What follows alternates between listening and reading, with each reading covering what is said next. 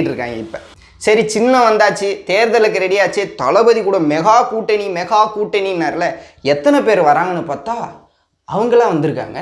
யாருடா யார் அந்த அவங்க அப்படின்னா அவங்க தாங்க, அவங்க வந்திருக்காங்க. கொள்கையை கேட்டாலே இவங்க சொல்ல மாட்டாங்க. எங்கள் கொள்கையெல்லாம் எப்படி ப்ரோ வெளியில் சொல்கிறது அப்படின்றவங்க கூட்டணியை கூட சொல்ல மாட்டாங்க.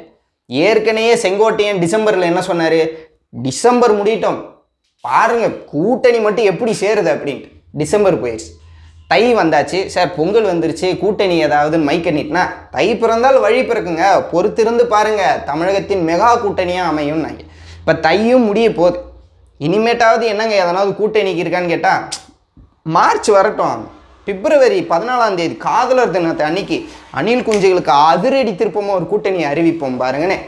இப்படியே ஜனவரி போக, பிப்ரவரி போக, மார்ச்சும் போக, இன்னும் ஒருத்தனும் கூட்டணியில் எட்டி பார்த்த பாடு.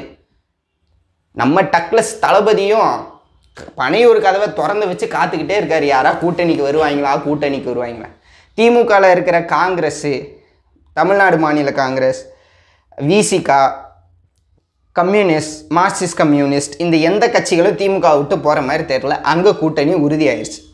அடுத்து பாஜக தலைமையில் பாஜக, அதிமுக. இப்போ டிடிவி தினகரனாச்சும் வருவார்னு நினச்சாங்க. அவர் டிவிக்கெல்லாம் நான் வர முடியாது, நான் டிடிவிடா குக்கர்டான்னு தாய் கழகத்துக்கு கூட கூட்டணியிலே போயிட்டார். அதிமுகவை எடுத்துக்கிட்டால் அதிமுக, பாஜக, அன்புமணி தலைமையிலான பாமக, டிடிவி. என்னதான் நம்ம ஐயா அண்ணனோட சண்டை போட்டாலும் அப்போலாம் அடிச்சுக்கிட்டது வேறங்க.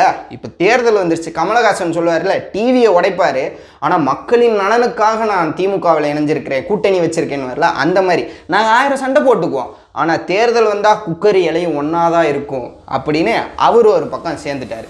இப்படி எல்லா கூட்டணியும் உறுதியாயிட்ட பிறகு யார் தான் இந்த பனையூருக்கு வருவார்னு அவரும் பனையூரை திறந்து வச்சு காத்திருக்க ஒருத்தனும் வந்த பாடு இல்லை. பனையூரை கூட்டி போயிருக்கிறவங்க வந்தாங்க, அவங்களே கேட்டிருப்பாங்களே, டேய் நீ இன்னும் போலையா, இங்கே தங்கிட்டியா அப்படின்ற மாதிரி விஜய் செவுத்தையே பார்த்து உட்காந்துக்கிட்டு இருக்காராம், கூட்டணிக்கு யாராவது வருவாங்க.